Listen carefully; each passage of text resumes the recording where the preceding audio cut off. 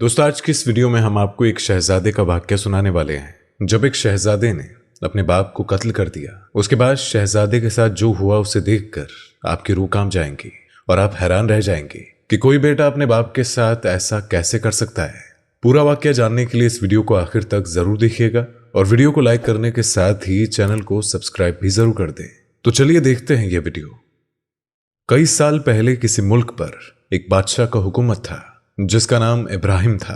उसका एक बेटा था। जब बच्चा पैदा हुआ तो बादशाह की खुशी की कोई इंतहा न थी। उसने फौरन नजूमी को बुलाया ताकि वो बताए कि शहजादी की किस्मत में क्या लिखा है। नजूमी ने किताब खोली और इल्म नमून के हिसाब से शहजादी की किस्मत का हाल देखा। जब नजूमी हिसाब किताब कर रहा था तो बादशाह ने देखा कि उसके चेहरे पर एक रंग आता है और दूसरा जाता है। वो बार बार किताब के सफ़े उलट पुलट कर रहा था, जैसे उससे हिसाब किताब में कोई गलती हो रही हो। जब काफी देर गुजर गई और कुछ न मिला तो बादशाह के सब्र की इम्तहान न रही और उसने पूछा कि नजूमी, जल्दी बताइए, हमारे बेटे की किस्मत में क्या लिखा है। बुरी खबर है बादशाह सलामत, आप ना ही सुने तो अच्छा है। मगर बादशाह ने इसरार किया और कहा कि मैं अपने बेटे की किस्मत का हाल जानकर रहूंगा ताकि अगर वो किसी मुसीबत में गिरफ्तार होने वाला है तो मैं उसे बचा सकूं। कम से कम ये तो बताइए कि उसे किस चीज से खतरा है। बादशाह सलामत, अब आप जानना चाहते हैं तो सुनिए। पहला खतरा तो यह है कि आपके बेटे को शेर खा जाएगा और अगर किसी तरह से वो शेर के पंजे से बच भी निकला तो उसके बाद वो होगा जो मैं बताना नहीं चाहता और ये बात मैं अपने मुंह से नहीं निकाल सकता। शेर के खा जाने से ज्यादा खतरनाक क्या बात हो सकती है? अरे आप बताइए तो सही।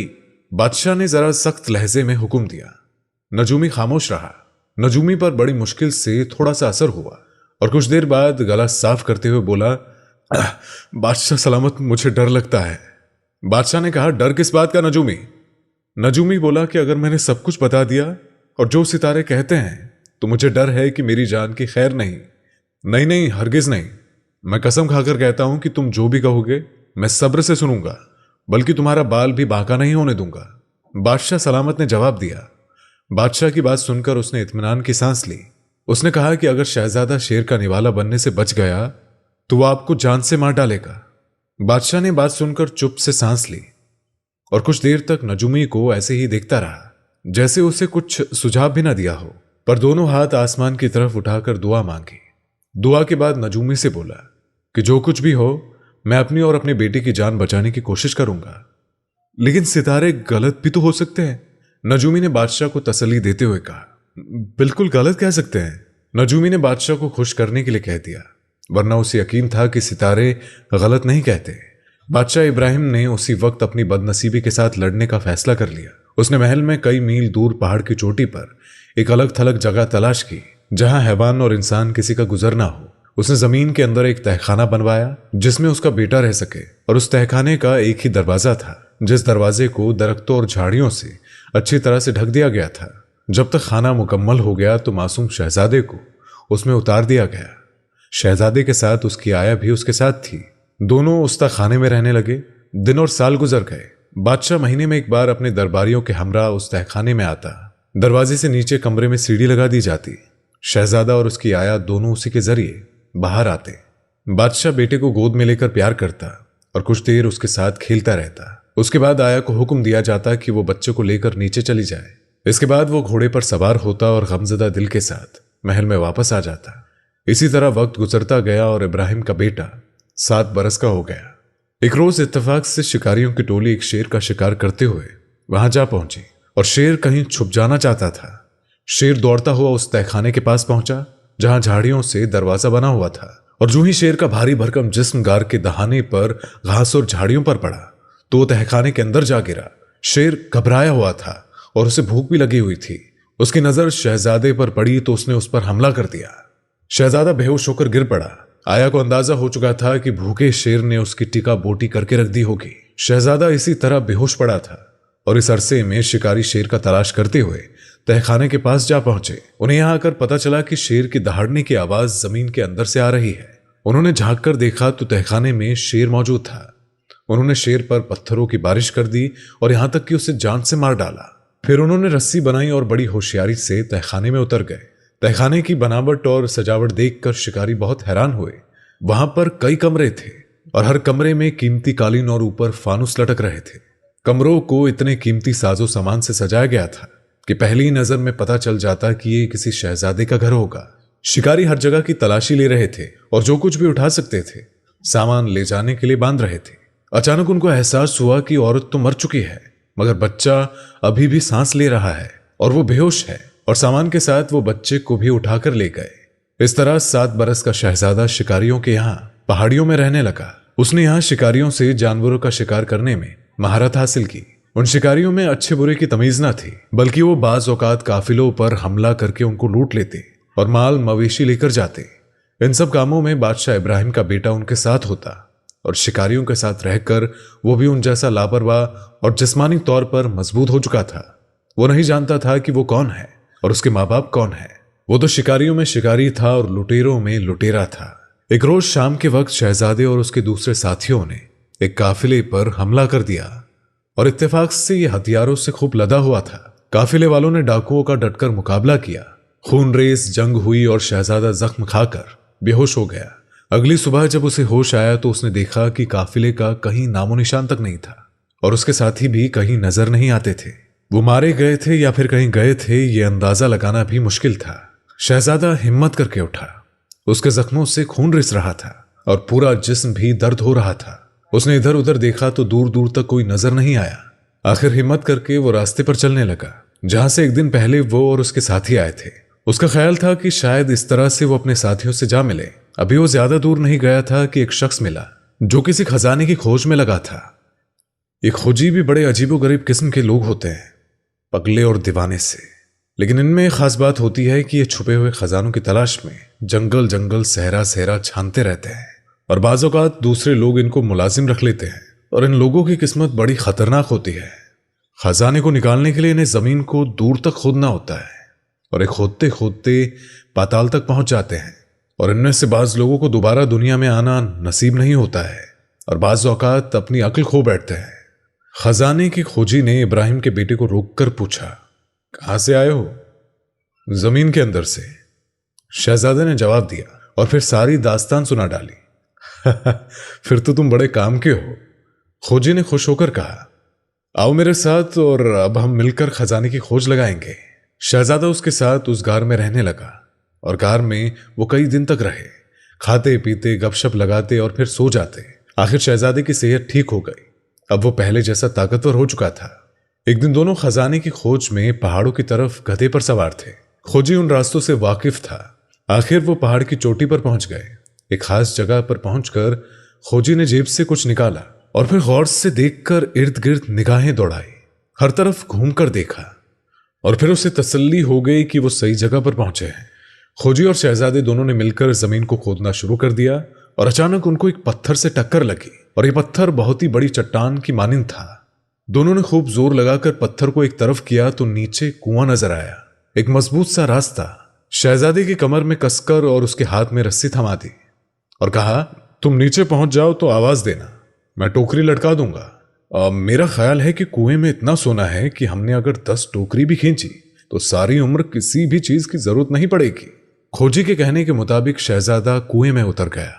खौफ के मारे उसका दम निकल रहा था। उसने मोमबत्ती जला ली, वरना अंधेरे में उसे कुछ भी नजर नहीं आता। जमीन पर पांव रखते ही उसने खुदा का शुक्र अदा किया कि कुएं में पानी नहीं था, बल्कि वो खुश्क था। पानी की जगह वहां सोना पड़ा हुआ था। शहजादे ने खुश होकर कहा कि सुनिए, सोना है। और उसी वक्त खोजी ने ऊपर से टोकरी रस्सी की मदद से नीचे की। शहजादे ने टोकरी को सोने से भर दिया और खोजी ने उसे ऊपर खींच लिया और फिर दूसरी, तीसरी, चौथी और 5वीं टोकरी ऊपर खींच ली। जिसके बाद शहजादा काफी देर तक इंतजार करता रहा। हर तरफ खामोशी छाई हुई थी। अचानक गड़गड़ाहट पैदा हुई और कुएं का मुंह बंद कर दिया गया था और उसकी मोमबत्ती भी बुझ चुकी थी। खोजी की नीयत खराब हो गई थी। वो नहीं चाहता था कि शहजादा उसके साथ दौलत में हिस्सेदार बने। जो भी सोना उसके हाथ लगा है उसने उसे गधे पर लादा और पत्थर रखकर कुएं का मुंह उसने बंद कर दिया और खुशी खुशी अपने घर की राह चल दिया। खोजी के धोखा देने पर पहले तो शहजादे को बड़ा दुख हुआ, मगर फिर यह कहकर दिल को तसल्ली दी कि मौत और जिंदगी खुदा के हाथ में है। अगर अल्लाह को मेरी जिंदगी मंजूर है तो कोई ना कोई रास्ता जरूर निकाल देगा। यह सोचकर शहजादे का हौसला कुछ ज्यादा बढ़ा और आने वाले वक्त से वो बेफिक्र हो गया। शहजादे ने उस कुएं में जोहर की नमाज अदा की। वो सजदे में गिरा और दुआएं कर रहा था कि कोई उसकी आवाज सुनाए। तभी उसे कोई आवाज सुनाई थी और ऐसा मालूम होता था कि कहीं से कोई पानी बह रहा हो। शहजादा आवाज के पीछे चल दिया और चलते हुए कुएं के आखिर में उसे एक रास्ता नजर आया, मगर ये रास्ता इतना था कि आदमी रेंग कर ही गुजर सकता था। और वो जैसे ही आगे बढ़ा तो पानी की आवाज ज्यादा साफ सुनाई दे रही थी और आखिर वो उस मौके पर पहुंच गया जहां से चश्मा फूटता था। यहां सख्त सर्दी थी और ऐसा लगता था कि सारी सर्दी यहां से निकलकर पहाड़ों में फैलती है। शहजादे ने अपने आप को समझाया, ठीक है, अगर खुदा की यही मर्जी है तो बिस्मिल्लाह, मैं इसी रास्ते पर चलूंगा। जिंदगी और मौत तो खुदा के हाथ में है। उसने इतना कहा और पानी में कूद गया और पानी की तेज लहरें उसे कहीं से कहीं ले गई। अंधेरी और लंबी सुरंगों में से होता हुआ वो ऐसे सफर पर जा रहा था जिसके मुतालिक उसे कुछ भी मालूम नहीं था। और फिर उसे अपने सामने रोशनी नजर आई। यूं लगता था कि वो अब चट्टानों से निकलकर एक खूबसूरत वादी में पहुंच चुका है। उस वादी में पहुंचकर शहजादे पर धूप की गर्म किरणें पड़ी। तब जाकर उससे कुछ होश आया। हिम्मत करके वो दरिया के किनारे चलने लगा और फिर पत्थरों का सहारा लेकर दरिया से बाहर आ गया। काफी देर तक किनारे पर चल रहा था। धूप से उसके कपड़े भी सूख चुके थे। अब उसे भूख ने सताया। वह आहिस्ता आहिस्ता दरिया के बहाव के साथ चलने लगा। उसे यकीन था कि यह दरिया किसी न किसी गांव या वादी से गुजरती होगी, क्योंकि आमतौर पर बस्तियां दरियाओं के किनारे होती है। इसलिए उसे ज्यादा नहीं चलना पड़ा। कुछ फासले पर उसे चंद लोग नजर आए। लोगों को शहजादा कुछ अजीब सा लगा और शहजादे को देखकर वो बिल्कुल भी खुश ना हुए। लेकिन जब शहजादे ने बताया कि वो किस तरह मौत के मुंह से बचकर आया है और दुनिया में उसका कोई नहीं है, तो उनको रहम आ गया और उन्होंने उसे खाने पीने को दिया और अपने पास रहने की इजाजत भी दे दी। अब जूं जूं वक्त गुजरता गया वो लोग शहजादे के दोस्त बन गए। अब उसे पता चल चुका था कि उन लोगों ने शुरू में उसे क्यों नापसंद किया था। दरअसल ये लोग डाकू थे और काफिलों को लूटकर अपना और अपने बीवी बच्चों का पेट पालते थे। वो शहर से बाहर घात लगाए बैठे रहते थे। कोई काफिला शहर में दाखिल होता या फिर बाहर निकलता तो उसे लूट लेते और ये शहर इब्राहिम बादशाह की सल्तनत में आता था। शहजादे को उनकी जिंदगी बेहद पसंद आई और वो उनके साथ घुल मिल गया।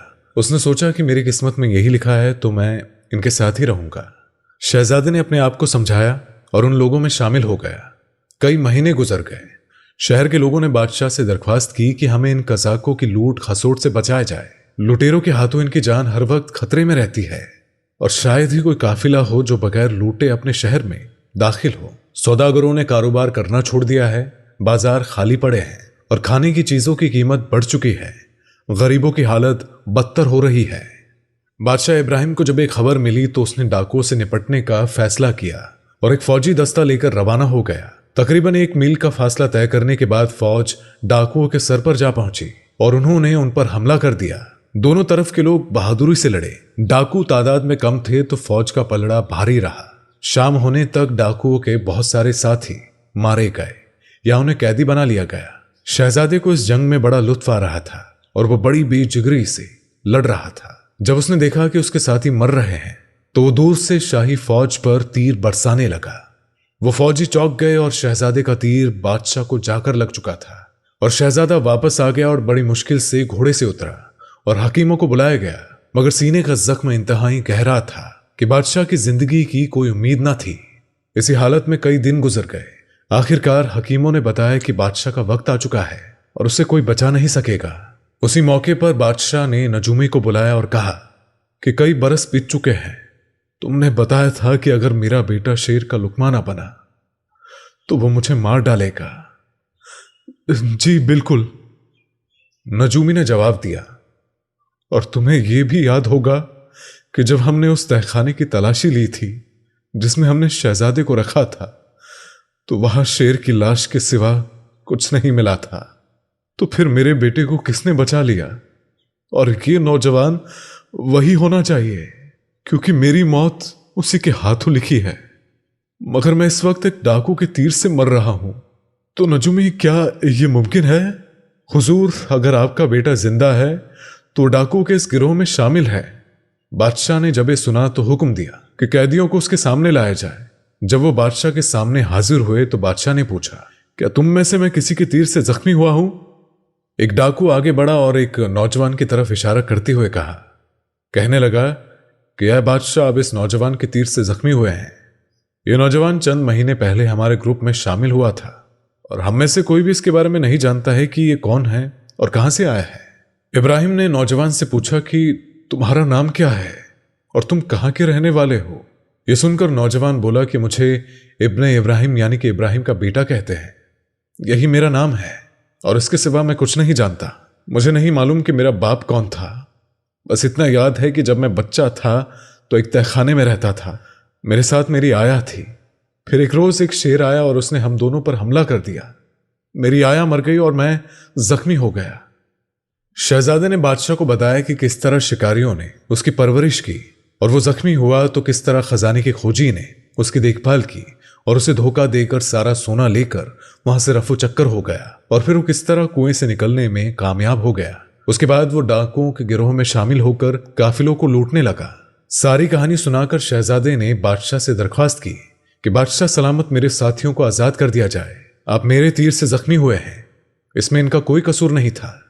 इब्राहिम ने कहा, यही मेरा बेटा है। और फिर बाकी कैदियों के बारे में हुक्म दिया गया कि ये कसम खाए कि अगर ये आइंदा लूटमार नहीं करेंगे तो इन्हें आजाद कर दिया जाएगा। और इसके बाद अपने साथियों और वजीरों को बुलाकर कहा, यह मेरा बेटा है और मेरे बाद यही बादशाह बनेगा। शहजादा सब कुछ बड़ी हैरानी के साथ देख रहा था। बादशाह ने अपने बेटे को गले लगाया और अपनी जान दे दी। इस तरह शहजादा अपने बाप से मिला और अपने वालिद के बदतख्त का मालिक और बादशाह बन गया। उम्मीद है कि आज की वीडियो आपको अच्छी लगी होगी।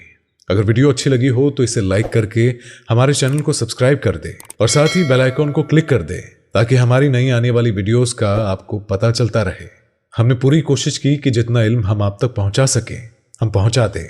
तो अगली बार एक और वीडियो के साथ इंशाअल्लाह हाजिर होंगे और साथ ही आपको और आपके परिवार को ईद की दिली मुबारक हो। अल्लाह आपको हमेशा खुश रखे। खुदा हाफिज।